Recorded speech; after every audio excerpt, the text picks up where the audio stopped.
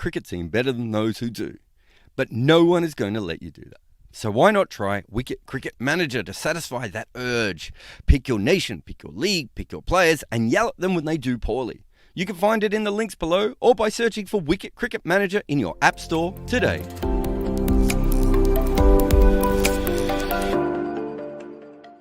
If you're enjoying these live chats, our main channel has even more World Cup videos looking at the greatest performances, the quirkiest stats, and the epic tales of World Cup cricket.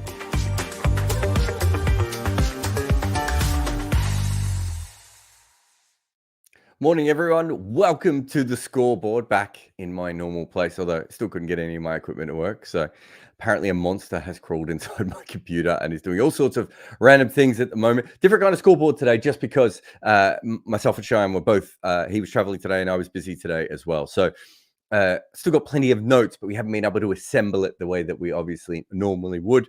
But we should be back from tomorrow and every other day, and from here on in, I don't think we have any other clashes. But thank you to everyone for waiting so late. But I was traveling as well, so it just took a while to get back in front of a place. And also after that episode yesterday, we had troubles. And we'll be doing the wagon wheel after this episode. So I'll probably have a 5-minute wee break, and then we'll come back and we'll do that. But don't know why we're talking about nonsense and all this sort of crap, because really, this is about the Netherlands again. The Netherlands are now South Africa's greatest World Cup nemesis, other than rain, I suppose, and Kumar Sangakkara sledging. Absolutely, it's a huge win for them. I started covering them quite properly around 2016. I think I met Peter Boren in 2015. 2016, I went off to Hong Kong, spent a bit of time with the team. I was actually supposed to sit on the bench, or I asked to sit on the bench, and there was a person who was involved in Dutch cricket at that time who said I shouldn't be on the bench. Ended up sitting on the Hong Kong bench only, but got to know some of the players at that stage. You know, followed them quite closely. 2016, I think they were at a different venue than I was for the World Cup qualifiers, or the whatever it is, the pre-T20 World Cup. But you know, watched all those games as well, and have got to know some of the players and the coaching staff. Shane Berger's involved with them, as I work with him at Scotland. It's just huge. It's huge for everyone involved in Dutch cricket, from the scorers to their fans, the people who help, prepare, all these different people, former greats, the players who've held them up at times. It's just a huge day for Dutch cricket again. And we know they've been good in the T20 World Cup, but there's something else about being good in the 50 over World Cup, because it is that little bit harder. And, it gives a team like South Africa time to overcome a slight slip up, but they didn't have that ability. And the fact that, in some ways, it reminds me a little bit of the Ireland win over England, which is in more ways than one. But the fact that they had to overcome such a bad start, right? I was flicking on and off because of the rain, so I missed the start of the game. And by the time I started paying attention, they were already 2 wickets down, and obviously they were 5 down for 82. And it just felt like at that stage that the energy and the energy for the Dutch was going to disappear, and South Africa was going to steamroll them. And if you go back to probably my highs and lows pieces, I think this was the game that we said they had a big chance. These were the pitch conditions that should have suited them a little bit more. Obviously, they had beaten South Africa before. And then when I saw them collapse so early, it was really disappointing. But what a comeback. And I don't think you can say enough good things about Scott Edwards in this tournament. I became obsessed with him a couple of years ago because he bats so differently to other players. He's probably calmed some of that down a little bit over the last, little while. But he's still the most prolific sweeper in modern cricket. I can't think of another player who goes to the sweep shot so regularly as Scott Edwards does. But also, Peter Saylor, I mean, if you look at the last 2 captains, Peter Boren is a big personality, more granite than human. He probably won't like me saying that, but he's a sort of hard, old school type of guy, kind of pulled Dutch cricket forward when he had to. One of those players who, and I don't mean this in any way, in fact, I think he said this. He said, I can't bat very well and I can't bowl very well, so I try very hard.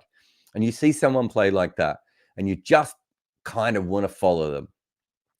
And then after that, they have Salah, who's a very different kind of person. I remember a few years ago, late night in a nightclub in Dubai, Irish nightclub, or Roloff van der Merwe, I think it was Roloff, or might have been Tendo, was singing karaoke up on the stage. And we were in the corner talking about T20 tactics and everything. And Salah sort of saying to me, this isn't who I was. I, used to drink hard and party hard and all these sorts of things. And now I've become the guy in the corner talking to associate nerds about cricket. Proud to be an associate nerd in that one. I don't think the associate nerds would quite put me in there. But again, someone who played as a teenager, his incredible backstory, Dutch to the core. Essentially, someone who got lost on the way to football practice and ended up captaining the Dutch team. You even throw in, Ryan Campbell, another big personality. Had a big say on this. They had Chris Nash in there. There could have been a letdown when Salah's back went, right? They could have had that moment when Dutch cricket moved to the side or slipped back, and they've had some disappointing results at times as well. And with Scott Edwards, that hasn't happened, and they've looked like one of the best captain sides of this tournament. And the fact that he also made runs, and they have this very long batting lineup for an associate country. A lot of the associate teams, they don't always have problems between 1 and 5, but sort of after 5, they really struggle. The Dutch team hasn't been like that, and yet still we haven't always seen it come up good when it should. And I think as good as they were in 2016 to where they are now, I think they've disappointed at times. And it's not for a lack of effort. It's not for a lack of talent. Maybe a lack of funds, a lack of professionalism at times, not from the players or the coaching staff, but just the entire structure. And to see them have this big day, especially in a tournament where we know it wasn't set up for them to succeed. There are other associate teams who are around their level who probably would have been much better suited to playing in this tournament. I just think it's great. And then for Scott Edwards, all those big name personalities that have pulled Dutch cricket forward, he's not really like them, but he's a fantastic captain on the field. I love the way he thinks about cricket. Even looking at the way he bats, he's clearly looking at things a little bit differently. And he's got this incredible backstory, of course, of born in Tonga and, trying to be Adam Gilchrist when he was young and ending up at the Dutch team, sort of random things. And you think of some of the Dutch players, Ryan ten Doeschate is a fantastic player and probably should have represented South Africa. Roloff did represent South Africa. Colin Ackerman has 10,000 runs. Tom Cooper, fantastic player in the Big Bash. Dirk Nannes. A lot of those sorts of players come through. But we underestimate, Max O'Dowd and Scott Edwards and that's those sorts of levels of players, partly because they don't play with those other major teams. He's a fantastic cricketer. And I'm glad that, Max O'Dowd had 2 World Cups where he kind of batted on his own. And he struggled in this one. And yet here we have Scott Edwards picking up. Brilliant day for them. We'll get to the South Africanness of it in a little while. But it just a huge day for Dutch cricket. And again, so happy for the people involved. I know what this means to them. They're one of the most fun teams I've ever covered. I'll tell you a story. This is probably my favorite story on Dutch cricket. Dirk Nannes goes from playing for RCB in Australia, RCB in Victoria, I think, maybe just before he was involved in Australia. So Dirk Nannes turns up as a professional cricketer in the Dutch setup. And the first morning, they tell him, you got to get up early in the morning. You got to have breakfast with everyone. He's thinking, that's a bit weird. Why they all have breakfast together? Then they're like, we're going to go off and do our fitness. He's obviously expecting to go off to a professional area. And someone grabs a boombox and puts it on their shoulder. And they all walk down to a park and they go and do their fitness. It's just different. They have this incredible kinship within their cricket. And you see this a lot in associate cricket, but the Dutch team, I remember writing a piece saying that they were, I think it was between 2015 and 2017, they were like this invading force on associate cricket. They did things their own way. They were very different than the other teams. They weren't as apologetic. Everyone seemed to be having a great time. Partying seemed as important to them as playing. And watching them as someone who's worked with other associate teams, who's who's been around a lot of other associate teams, there's a togetherness of Dutch cricket, which doesn't make sense because so often these guys do get piloted in. You know, Ackerman isn't playing in all these games. Roloff isn't playing in all these games. Van Meekeren, Klaassen, these guys. And then they suddenly just turn up and they just gel together every time. I thought when they went to the qualifiers in Zimbabwe that they would struggle, not because I didn't think they were a good team, but because so many of their best players weren't available to them. And yet again, we see them come out and just rise up. Look, it's inspirational for cricket, and they get looked down upon because they've got so many South African players and New Zealand players and Australian players, occasionally English players, and all this sort of thing. That is how cricket has started around the world. That's how the South African team started. That's how the Australian team started. We see a lot of these, Jardine almost captained India, right? We see this happen so often. And then when it happens in the Netherlands, we look down on it. But we also don't look at Max O'Dowd, right? We don't look at Vikram, Bas de Leede, Sailor. They are starting to do things that they're not that we're not even picking up on. They're developing players. But not only that, we have to be honest here and say that a lot of the Dutch players seem to get better by playing in Dutch cricket. This isn't a case of them sort of turning up, playing for a little while and disappearing. There is a real kinship there. And there are issues, of course, and there have been before, but it's just brilliant. Love Dutch cricket. Huge fan. I've never been over. I've commentated on their cricket. I've written about them. I've met them, but I've never been over. I'd love to go over there and really fully understand it. And one final story about Dutch cricket. In 1975, they were absolutely furious that they were overlooked for the Cricket World Cup. And they thought, and I think it was them and Denmark, there might have been another country as well, thought they were better than Sri Lanka and East Africa, and they thought they deserved to go. I love the fact that they're probably wrong about Sri Lanka and probably right about East Africa. But I love the fact that they demanded that, right? And one of the reasons we have qualification is because they felt so aggrieved that they deserved to be in that tournament and they wanted their chance to have a go. And it turned out they weren't as good as they thought they were. And it's taken a very long time for them to be able to get to this level. There's just so many great parts about it. But let's focus. Well, we've already talked about Scott Edwards sweeping the ball. What a mad bastard he is. I love it. Roll-off is another one I want to talk about. So I put roll-off quite low down in my spin tiers early on over on the main side.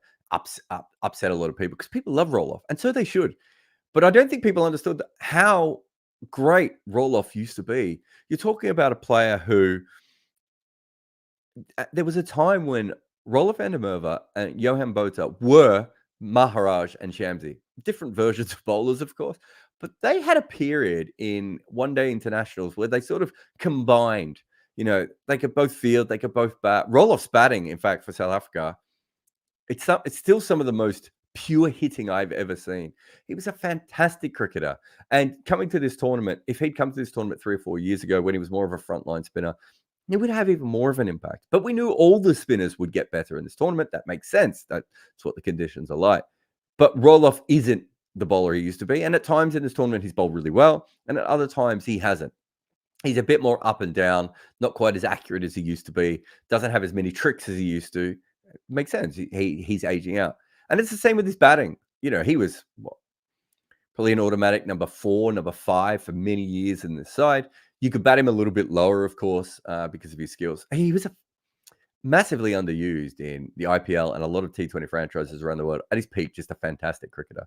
But to see him in this new role of when he could have easily kind of checked out of Dutch cricket, and see him in his new role, batting down the order, going back to his roots as a slogger, which is fantastic because I kind of wish he'd always played like this, despite the fact that he was probably too good a player to play like this all the way through, and stepping up when he needs to with the ball, right?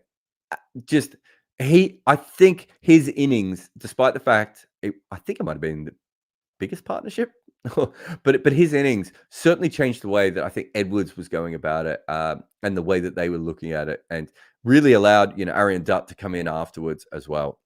In fact, the whole and this goes back to Edwards again, the way they use their spin. So Aryan Dutt bowls really well at the top. We've seen teams target Quinton de Kock very much in that power play with off spin. We've seen it. I'm trying to think of who the first team it was. I feel like it was an IPL team, but maybe it was an international team who started using the off spinner against him early on. It's certainly something that we've seen teams try.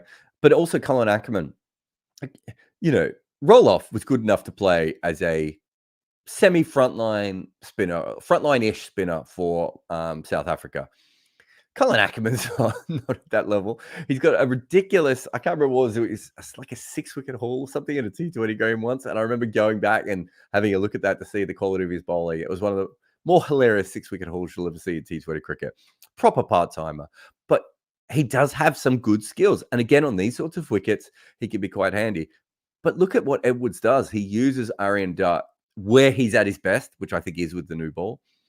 He then uses Ackerman afterwards, a slightly different kind of spinner, and gets through 8 overs of them and just gives the Dutch, again, a huge advantage. We've seen them use 7 bowlers and 8 bowlers at times in this tournament. Fantastic thinking from Scott Edwards and flexibility as well. I just want to quickly bring up the scorecard to see if I'm right here. It's the using his bowlers the way that he does. So Aaron Dutt starts as a spinner. Colin Ackerman comes on as first change, and then Roloff comes on as third change. Using Aaron Dutt, Colin Ackerman for 8 overs, and then spreading out. Not the ability there to get through one bowler with flexibility and smarts. They know they don't quite have that trust. Maybe trustworthy is the wrong way.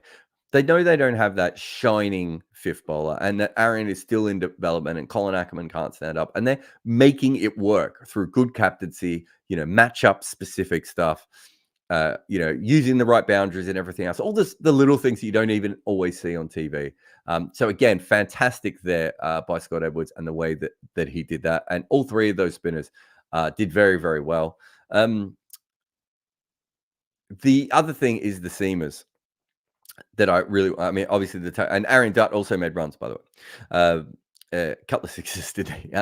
But the other thing I want to talk about is the seamers, because this is obviously not a tournament where the Netherlands' main skill as a bowling unit is being used. In fact, they're not as strong in seam bowling in this squad as they quite often, as they usually would be. Glover has really struggled so much that they're no longer picking him. Klaassen's not here. I'm missing. There's another one, isn't it? I mean, they've got quite a few players, and so we saw when they had an injury as well to Logan van Beek, and Logan van Beek is probably around their 4th or 5th best. Snater is another one who's not here. So they haven't picked some of them for many different reasons. There's injuries, there's form, all these sorts of things. But Van Meeker and Logan van Beek, I think they're my 2 favorite Dutch seamers. Van Meeker is such a good bowler. There were times during that last World Cup in Australia where I wondered if he would just play for other teams.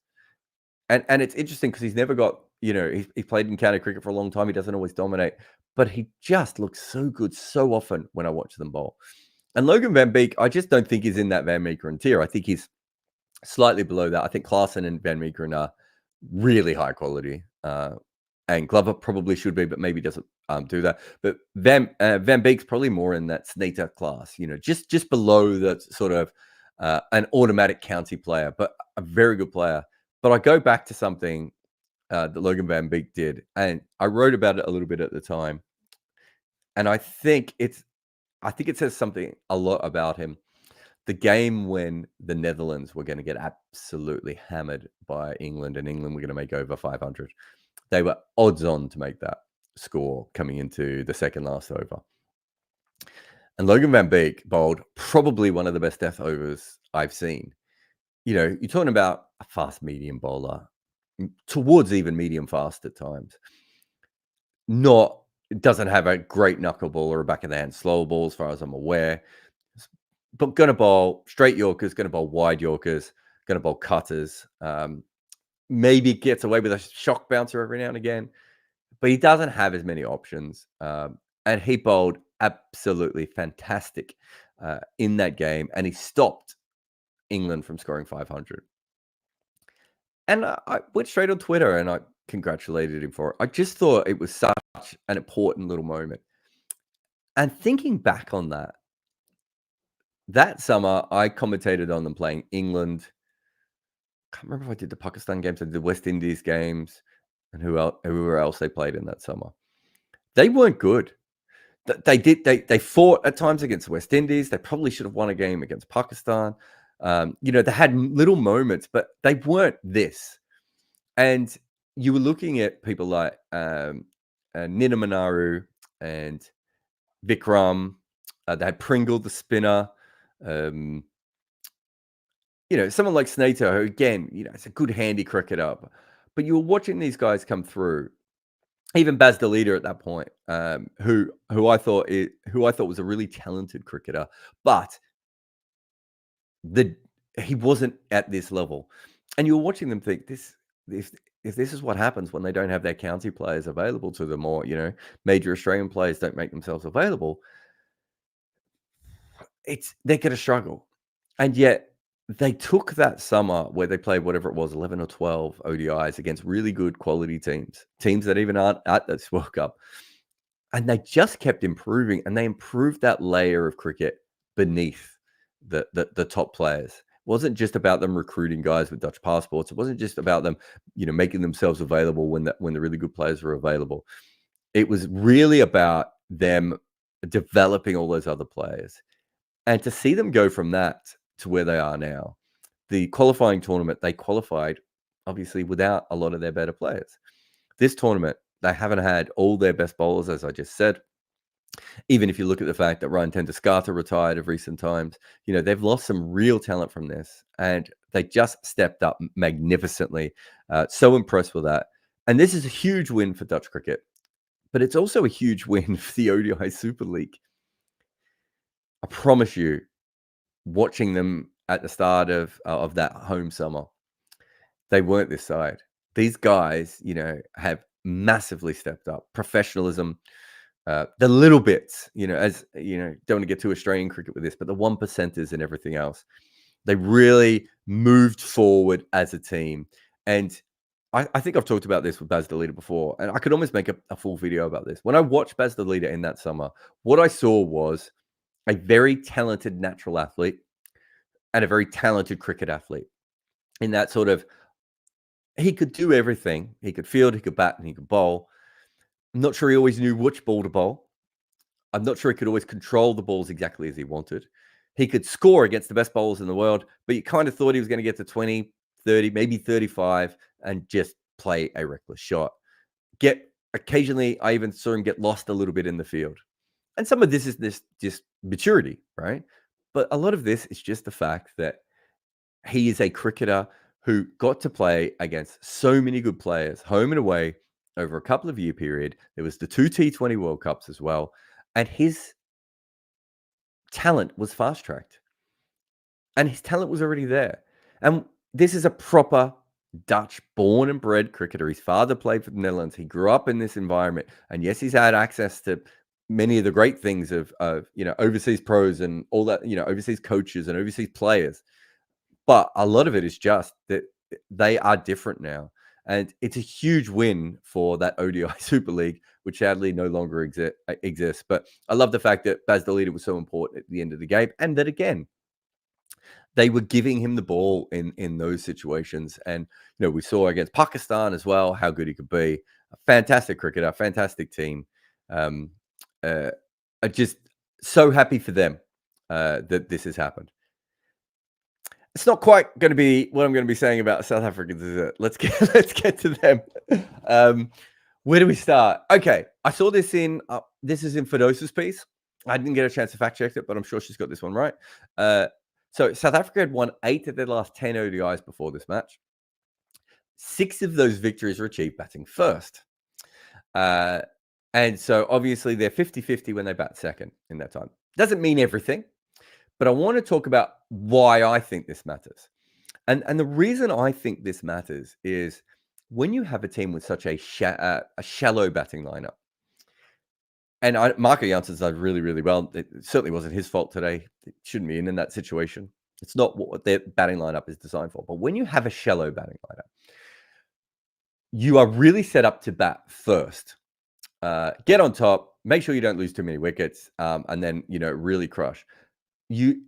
shallow batting lineups and chases, it's a completely different psychological thing when you lose 2 or 3 wickets and you get behind the rate. You can't really get behind the rate in a first innings, right? You can from a cricket perspective, as in, okay, well, we're now scoring at 4.5 runs and over. Uh, we've lost 3 wickets. Let's do that for a couple more overs. And then at the end, we can try and score at 10 and 15 runs and over. There's a freedom that you get in that first innings and South African batters are absolutely great at this. It doesn't quite come in the second innings when you fall behind in a chase. And what happens when you fall behind in a chase is, of course, generally there can be a wicket or two that comes out of that specific pressure that you don't always see in that first innings. And so it makes sense to me. And it's one reason why I have been talking about their number 7 issue for a long time and their shallow batting overall for a very long time. Because in knockout games, when the pressure is already amped up, in pressure games, like World Cup games, when you fall a little bit behind, that's when I worry about shallow batting lineups. I don't worry about them in bilaterals. I don't worry about them as much when you're batting first, but I do worry about them in these sorts of situations. I don't think this means that South Africa can never chase again or anything like that. I don't think it means that they have to bat first. Nothing of the sort. What it does mean, though, is that if I'm thinking this and they now see their record like this, there is a chance when it is more important later on in the season. I can't believe I'm calling this a season, although, let's be honest, it's going on a bit, this tournament. But there is a point where later on, this can be a bit of an issue again. It's why I've kept drumming on about it. It's why I've been making all the videos about it and talking about it, and also talking about how brilliantly their batters have done to overcome this issue. When I had them as the second, well, actually, this is a slightly separate point. For the power list, I originally had them as second, and all the other guys in our group, CS, Bayram, I think Ari was there, Cheyenne, whoever else put their teams in, all had them as third. Oh, there's our balloons again. Yeah, those are belated balloons for the Dutch. But everyone else had them as third. And I started to think, oh, I really like them. I really like what they're doing. I want to put them as second. But I did start to think about the fact that what we hadn't seen from them was a complete game in their first 2. And I couldn't work out which direction that meant it should go. Does that mean we haven't seen a complete game yet and they can get better? Or does that mean that they don't quite have the team to be consistently good with bat and ball? You throw in this other shallow number 7 issue. And I think just before we recorded the power list, I moved them from second to third. And there's just something nagging. So we've got a big piece that we will certainly do on South Africa in this World Cup.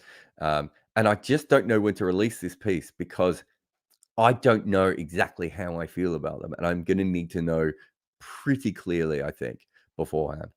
There's a couple of other things I think today. I think there was a period, I think might have been in Firdousa's piece, where she talked about them being shabby in the field. There was a misfire down on the boundary I saw, which really, kind of disappointed me. I think there might have been a catch that was dropped as well. And we've seen that before when they're winning, everything just seems to just be sharp. And the minute things go against them, they seem to fray in a way that other teams don't. It's a really, I don't even know how to put my finger on it. I thought that was interesting. The short ball plan against the Dutch tail, I completely get that. And in fact, let me go to and say this: it's a really high yield and also high risk strategy, the short balls. And I just wonder if, and part of this might have been that the Dutch batting order is longer than it used to be. But I don't know if they needed to really go in that direction the way that they did. They gave it up a little bit. And I suppose the last thing we would say about this from a scoreboard perspective, scoreboard light perspective today, is just the Richie Beno hex is real. We'll take a break. If you've got, because we're coming back with Wagon Wheel, if you've got some questions about the World Cup so far, and you can put them in a super chat, I'll get them here. But if not, we'll probably just finish up after 5 or 10 minutes in this particular chat, and then head over to the other one so we can get everything done. I've got to re-record some things. I made some mistakes on something and got to finish something. We've got that huge Capital Dev video in the morning coming out. So if you do have any super chats that you want me to get to today, please line them up right now. Lots of people have been putting them up at the end, which thank you, but sometimes we miss them. So the earlier you put them up, obviously, the better from that perspective. And just want to thank HCL. Oh, we got them up on the screen. Let me. No, I've taken it down there. Sorry, Booker. HLCTech, huge thanks to them. They come on with a sponsorship. It's really exciting for us to have this level of a partnership. It's a company that works in technology, works in data, and has a relationship with cricket. Obviously, they're on the Cricket Australia shirts. We waiting for the Jared Kimber YouTube shirts, good area shirts to have them as well. But fantastic to have them involved. These sorts of things really help. If you need them for your, to help supercharge your business, obviously get in touch. But they're also looking at recruiting. So I think one of the reasons that they're sponsoring us is a combination of a couple of different things. One is the ability to, find other business clients who might be interested and boost their name and boost their sponsorship with Cricket Australia. The other thing is that they're looking for young, smart people who might like, technology and data, and we're the channel for that, right? Absolutely perfect from that point of view. So get your super chats in. We'll play a quick ad here, and then after the break, we will come back and we'll see what you're interested in. You're watching the Scoreboard with Jared Kimber. Picture this, you made a video and now you want the world to see it in their favorite social media platform. You could bowl into the wind by slaving away making edits, or you could let Momento effortlessly cut those epic moments down, making them perfect for your social media followers. It's like having a runner. You play the shot and they do all the hard work. Sync up your podcast and YouTube and they will be the substitute fielder who does all of the work. With Momento, you can craft a long innings down to the best highlights. Make your content, but let Momento cut it. Dive into even more cricket with our other show, Jared Kimber Podcast. Join us 4 times a week for live recordings and fascinating conversations. Discover Wagon Wheel, Uncovered, Footmarks, and Red Inker. Shows that cover fan questions, weekend highlights, articles, videos, and thought-provoking discussions. Be part of our entire cricketing community. All right, welcome back. We've got a super chat from Yash, who says, we saw a 40-over game. Given the Dutch didn't have to bat or bowl the extra 10 overs, how much, if at all, would they benefit if ODIs were 40 overs? Yeah, I think if you limit the amount of overs, it usually gives the team other way. Was it 40? Was it 43? Am I misremembering? I have to look it up now. Yeah, 43, wasn't it? Yeah, generally. I mean, 43 is still a decent amount. I think once you get under 30, things are a little bit different. But I'm trying to think of, in this particular game, if it would have made that much difference. Yeah, I don't know if it would have. I suppose what it does is it allows a roll-off in the situation he was in to kind of play. So what did he make? Was it 29 or something? 29 off 19. Although Logan had been in and he was 10 off 27. So by the end, they were kind of already... I'm just trying to look at when the wickets fall. So Logan's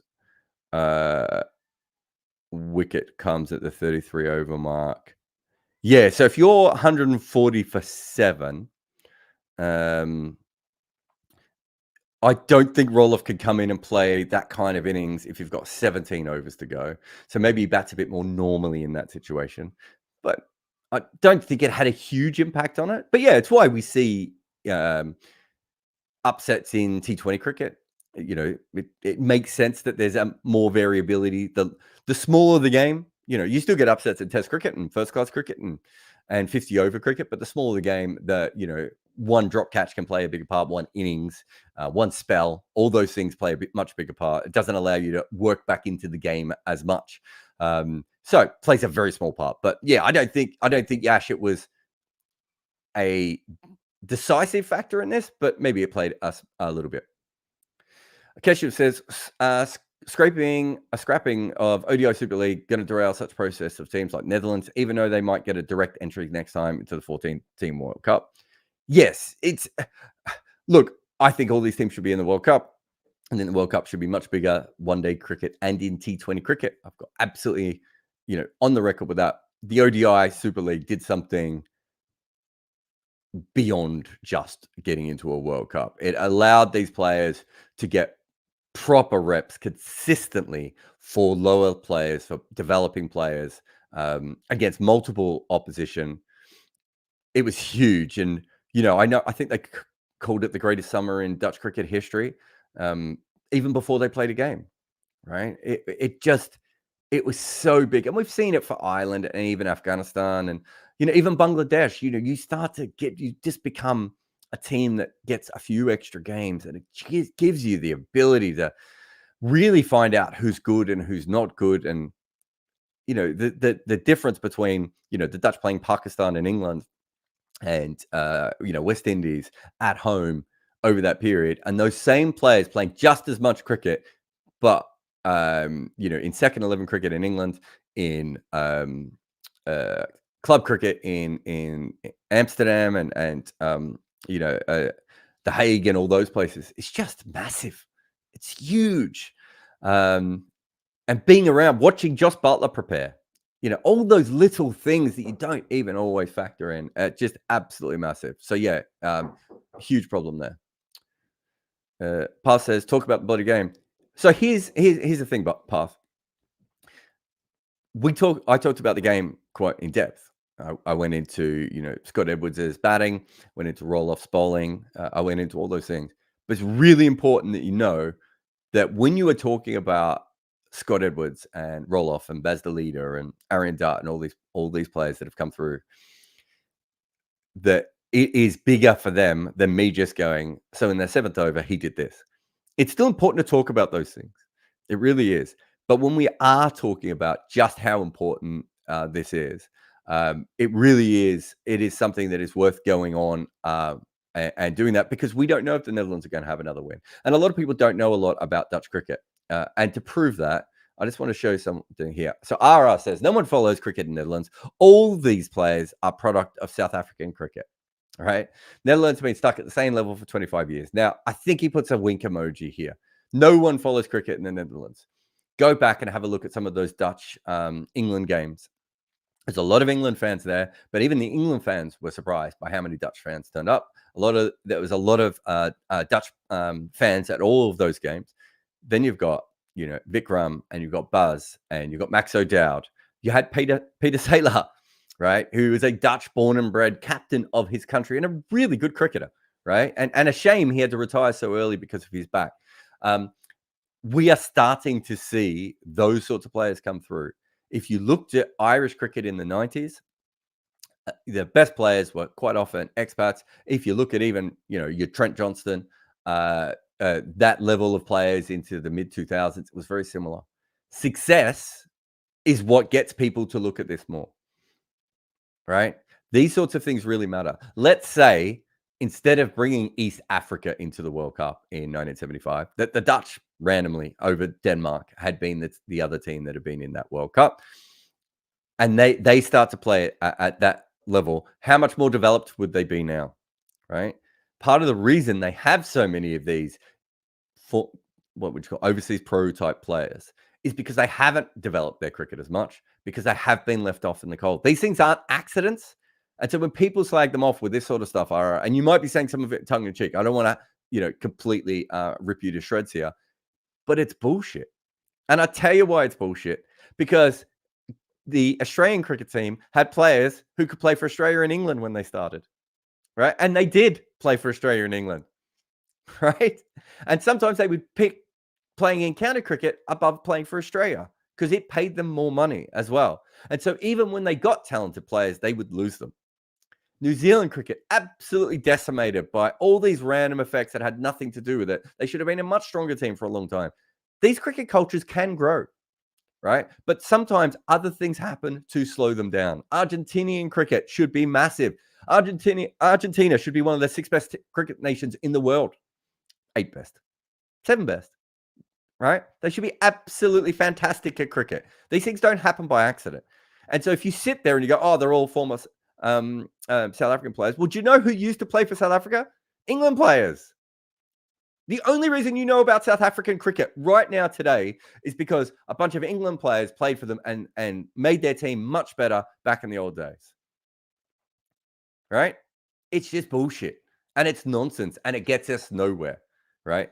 These things, cricket develops in a weird way because we have this kind of bullshit mindset. Right? We keep doing this. Dutch cricket should be way better than it is. Right? Argentina, Netherlands, who else? Fiji. There are so many teams that had talented players that should have been given more international cricket and should have grown and got better. And they haven't. And it's a blight on our game that we set it up that way and other sports didn't. And it says something that we are still going on with this colonial mindset nonsense all these years later, right? And Dutch cricket is only going to get bigger the same way that Irish cricket only got bigger by winning at World Cups and by improving in between World Cups. And they will continue to get better. Because I tell you what, when I first started watching Dutch cricket, the level of cricket has just gone through the roof.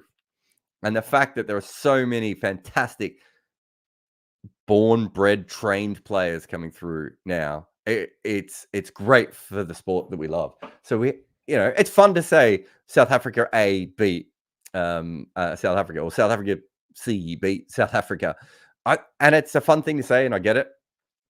It's not even quite true, of course, because there are Tongan players here and New Zealand players and all sorts of things. So it's a far more complicated issue than that as well, which also you failed to notice. But more importantly, we as a cricket culture have to understand that because of the way the cricket was essentially fenced off from non-Commonwealth nations specifically, they didn't grow the way they should have because they didn't play enough cricket against other good teams.